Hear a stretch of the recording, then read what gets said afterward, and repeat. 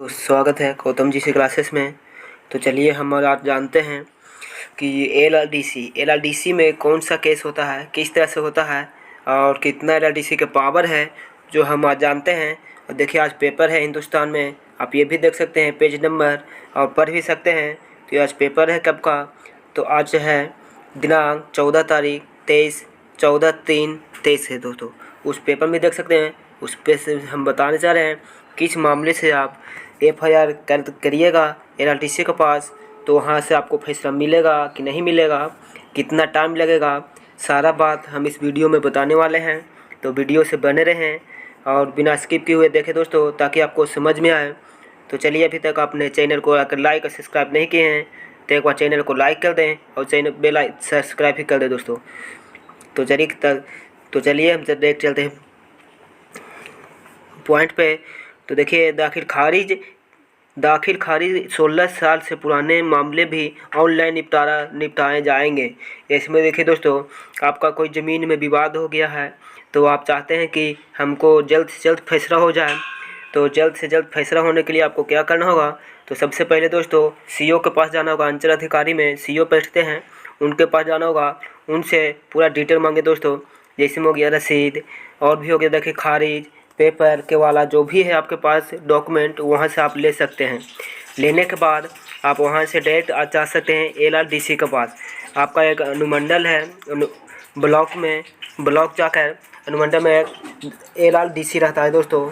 तो एलआरडीसी के पास एफआईआर करना होता है। तो उसमें एफआईआर कैसे करना है, तो उसके लिए दोस्तों सबसे पहले आपको एक एडवोकेटेड चुन लेना है। वहाँ एडवोकेटेड बैठे हुए रहते हैं, तो किसी भी एडवोकेटेड को आप अपने तरफ से रख सकते हैं और उससे आप एफआईआर करवा सकते हैं डॉक्यूमेंट देकर।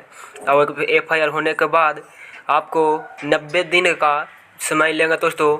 90 दिन में एलआरडीसी आपका फैसला सुनाएगा दोस्तों कि क्या रिजल्ट आया, वो 90 दिन में के अंदर में आपको मिल जाएगा दोस्तों। तो यहाँ से होता है कि जल्द से जल्द आपको ज़मीन का फैसला सुना दिया जाता है। उससे भी अगर नहीं हुआ, उससे आपका मन नहीं है, तो और आगे भी जा सकते हैं।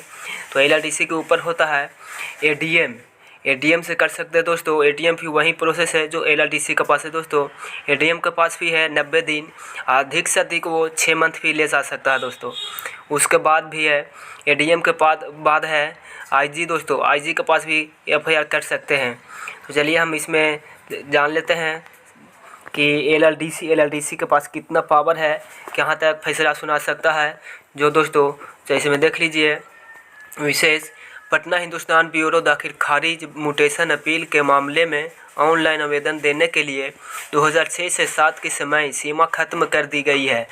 अब उससे पहले यानी 16 साल पहले के पुराने मामले के निष्पादन के लिए भी जिला भूमि सुधार उप सहकर्ता DCLR कोर्ट में अपील दायर किया जा सकता है। जैसे में आप देख सकते हैं कि लिखा हुआ है कि 2006 से 2007 जो है कि समय की सीमा खत्म कर दिया गया है। 2006 से 7 तक ही था एलआरडीसी के पावर दोस्तों, कि कोई भी ज़मीन में विवाद है तो 2006 से 7 साल हो चुका है, तो उसमें निष्पादन कर सकता है। लेकिन 6-7 साल से जैसा ही 8 साल हो गया, तो उस ज़मीन का हक नहीं था एलआरडीसी के पास फैसला सुनाने का दोस्तों। इसलिए एलआरडीसी आपको डायरेक्ट रेफर कर दिया जाता था कि एडीएम के पास जाएं या फिर कोर्ट जाएं।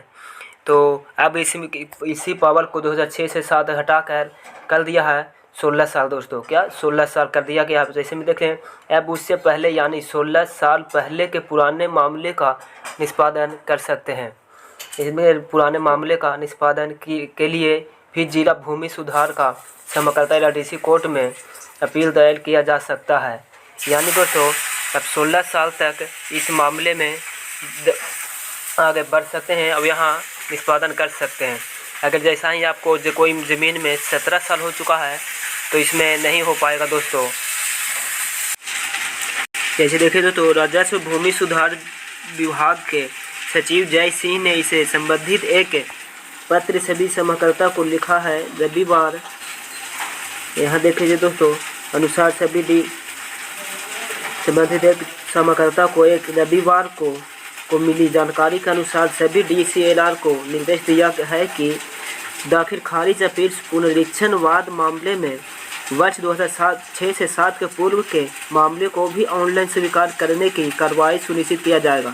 यानी 2006 से 7 जो यहाँ बता रहा है दोस्तों, तो जैसे में देख लीजिए 2006 से 7 के पहले का भी जो केस है, जो ज़मीन में विवाद है, वो भी LRDC में कार्रवाई कर सकते हैं।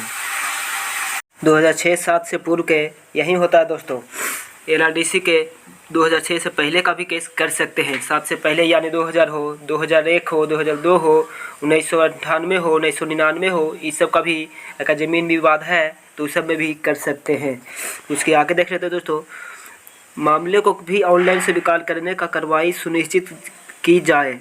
पिछले दिनों जब यह सेवा शुरू की गई थी तो 2006 के बाद के मामले में ऑनलाइन अपील करने के प्रावधान किया गया है।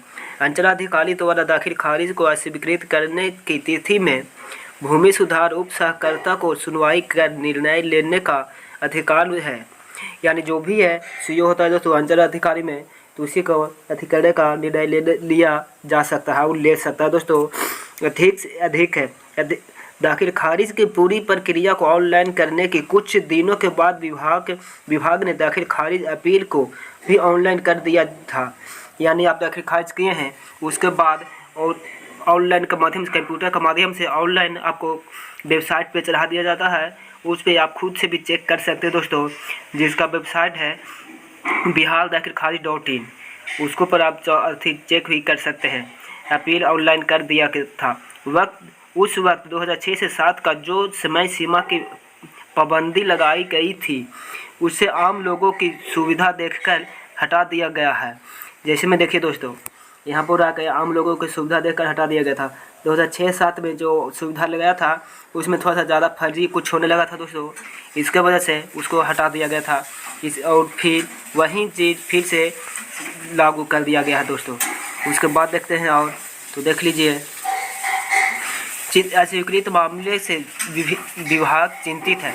नियमित आंकड़ों के अनुसार अब तक 1 करोड़ से अधिक दाखिल खारिज के मामले ऑनलाइन दायर किए गए हैं। यानी अभी जो वर्तमान में सर्वे होने वाला है दोस्तों, उसमें हर कोई व्यक्ति दाखिल खारिज कर रहे हैं, जिसमें 1 करोड़ से अधिक दाखिल खारिज के लिए फॉर्म भरा जा चुका है दोस्तों, जिसमें करीब 1/3 अंचलाधिकारी द्वारा विभिन्न कारणों से रद्द कर दिया गया। इसमें आप देख सकते हैं दोस्तों, यहाँ लिख लिया है, जिससे विभिन्न कारणों से अधिक अंचलाधिकारी रद्द कर दिया गया। क्यों? क्योंकि जैसे में देखिए दोस्तों, कितना का सबसे किसके वाला है, किसी के पास अपना खतियानी ज़मीन है, तो खतियानी ज़मीन का तो वो रद्द नहीं कर सकता है, और रद्द कर सकता है तो उसके लिए आपसे खोज सकता है बंसाबली और भी कुछ खोज सकता है दोस्तों। और उसके बाद आपसे अगर कवाला है तो कोई पुराना है या किसी का ज़मीन नहीं है तो वो सब भी खोजेगा। उसमें कोई चूटी पकड़ाया तो उसने अंचलाधिकारी ने रद्द कर दिया। यानी अंचलाधिकारी कौन? तो सीओ ने रद्द कर दिया दोस्तों। और आगे देखते हैं, अगर आपका भी कोई ज़मीन है और दाखिल खारिज नहीं हुआ तो दाखिल खारिज करा लें। अगर कोई प्रॉब्लम बताए तो उसको सलूशन करने का कोशिश करें दोस्तों। आगे देखते हैं, बढ़ते मामले से चिंतित विभाग ने 1 मार्च से पूरे बिहार के अंचल कार्यालयों में फीफो की ऑनलाइन आवेदन देने में पहले से चली आ रही समय सीमा में संशोधन किए हैं। अंचलाधिकारी में दाखिल खारिज के मामले अस्वीकृत होने पर 30 दिन के भीतर DCLR कोर्ट में अपील दायर करने का प्रावधान है। यानी दोस्तों देख लीजिए, अगर आपने अंचलाधिकारी ने रद्द कर दिया है आपका दाखिल खारिज, तो आप 30 दिन के भीतर आप उन्हें LRDC के पास कोर्ट में केस कर सकते हैं या फिर अपील कर सकते हैं दोस्तों। LRDC का दरवाज़ा खटखटा सकते हैं। इसके लिए LRDC कोर्ट में अपील दायर करने का प्रावधान है। यह कानून में दोस्तों किंतु समुचित कारण होने पर DCLR को इस 1 माह की समय सीमा को बढ़ाकर आवेदन से विकृत करने का अधिकार है। ऑनलाइन विभिन्न से प्राप्त इस तरह के आवेदन को सुनवाई के बाद 30 दिन की तय समय सीमा के भीतर निपटारा किया जाना है। यानी LRDC के पास आप जब जाइएगा तो वो 30 दिन का भीतर आपको 1 महीना के अंदर में आपका फैसला सुना देगा दोस्तों। जी हाँ, अगर आप जाते हैं तो 30 दिन के भीतर आपका LRDC में कार्रवाई किया जाएगा और आपका फैसला हो जाएगा। और भी देख लेते हैं, यह हिंदुस्तान राजस्व एवं भूमि सुधार विभाग के तहत भूमि सुधार उप सहकर्ता की फरवरी की जिलावार रैंकिंग में सुपौल के निर्मली अनुमंडल से सर्वोच्च स्थान प्राप्त किए हैं, जबकि मुंगेर का मुंगेर सदर अनुमंडल सबसे फीसदी साबित हुआ है। विभाग द्वारा हर महीने अंचलाधिकारी, भूमि सुधार उप समाहर्ता DCLR एवं उप समाहर्ता ADM को रिपोर्ट कार्ड जारी किया जाता है। यानी कितना सुनवाई किया DCLR ने, एक महीना में कितना कैसे सुनवाई किया है, नहीं किया, उस सब का रिपोर्ट आगे भी मांगता है दोस्तों। तो वहीं इन लोग को भी आगे देना होता है, इसलिए आपको एक महीना के भीतर में कार्रवाई और सुनवाई कर देता है। अगर एक महीना में नहीं हो पाता LRDC से, तो वो आपको आगे जाने का निर्देश देता है दोस्तों। तो जैसे देखिए, निर्मल को सर्वाधिक 85.84 अंक मिले हैं, जबकि मुंगेर सदर को सहज 31.52 अंक प्राप्त हुए हैं। जैसे में सबको नंबर दिया जाता है दोस्तों, तो आपको बता रहे हैं कि मुंगेर में 85.84 अंक मिले हैं और हाँ सहज में 31.52, यानी ये सहज में बहुत कम ही केस निपटारा किए, इसलिए इसको कम अंक मिले। विभाग के निपटार के अनुसार बेहतर प्रदर्शन करने वाले अनुमंडलों में पूर्वी चंपारण का अरेराज अनुमंडल दूसरे स्थान पर है, जिससे 81.80 अंक। तीसरे स्थान पर मधेपुरा के उदाकीसुनगंज अनुमंडल को 81.56 अंक। चौथे नंबर पर बांका अनुमंडल है। यानी जितना भी जैसे जैसे आपको अंक मिलते जा रहा है, वैसे वैसे सब यहाँ देते जा रहा है दोस्तों। तो यहाँ सब देते जा रहा, वैसा ही आपको अगर आगे आना है तो इसमें आपको अथी करना है दोस्तों। तो देखिए, करने चल गया एक दोस्त, ये है ये देखिए अंक मिलते जा रहा है। इसके बाद देख लेते हैं, हर तीसरे स्थान पर सकता इस सब का अंक दिए हुए दोस्तों कि आपका अनुमंडल कौन सा स्थान है, वो भी देख सकते हैं। तो यहाँ पर बता रहा है, हमारा देखिए नीमचक व थाना अनुमंडल है, तो इसमें बता रहा है दोस्तों 37.67 अंक मिले हैं।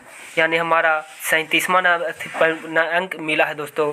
और भी आपका कौन सा ब्लॉक है तो उसमें आप चेक कर सकते हैं।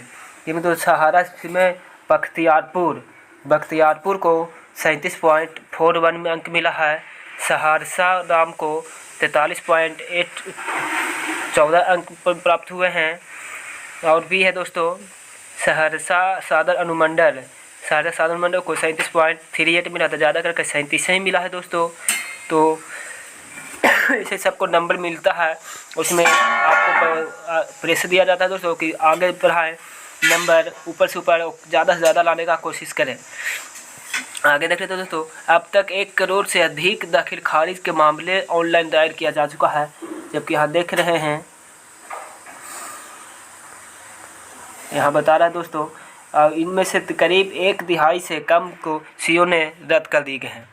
तो यह जो, तो आप भी देख लेते हैं, जिलों से भूमि सुधार उप समाहर्ता और अब समाहर्ता का अनुरोध आ रहे थे। लोगों की भी मांग थी कि सभी पुराने मामले में ऑनलाइन आवेदन देने की सुविधा लोगों को दी जाए। इसी के मद्देनज़र यह व्यवस्था की गई है। अब लोग दाखिल खारिज के स्वीकृत मामले में ऑनलाइन आवेदन की सुविधा से लाभान्वित होंगे। यहाँ दोस्तों, जैसे मैं आपको दाखिल खारिज ऑनलाइन कर दिए हैं और वहाँ नहीं हुआ है, तो 1 महीना 45 दिन के भीतर आप चेक करिएगा। नहीं हुआ तो आप LRDC के पास जाके शिकायत भी कर सकते हैं। तो आपको ऑनलाइन करने होने से आपको बहुत ही जनता को फ़ायदा है। और दाखिल खारिज में दोस्तों आप कितना का गलत है सही है, आप सब चेक कर सकते हैं कि हमारा दाखिल खारिज में यहाँ पर गलत है या नहीं है, वो सब सुधार भी कर सकते हैं। और इसमें जो ज़मीन का मामला है वो भी 2006-7 से बढ़ा के 16 साल तक कर दिया दोस्तों, कि 16 साल के अंदर में जितना भी केस है उस सब को LRDC देख सकता है और पावर दे दिया गया है। इसलिए आप ज़्यादा डर नहीं रहें, और आपको जो भी ज़मीन में विवाद है कहीं भी कुछ भी, तो वो आप जाके LRDC के पास आप आवेदन देकर वहाँ से आप सुलझा सकते हैं। और उसके लिए जो क्या प्रोसेस है वो हमने आपको शुरू में ही बता दी है। तो आज के लिए इतना ही दोस्तों। अभी तक चैनल को सब्सक्राइब नहीं किया तो सब्सक्राइब करें और लाइक कर दें दोस्तों। थैंक यू दोस्त, थैंक यू गाइस।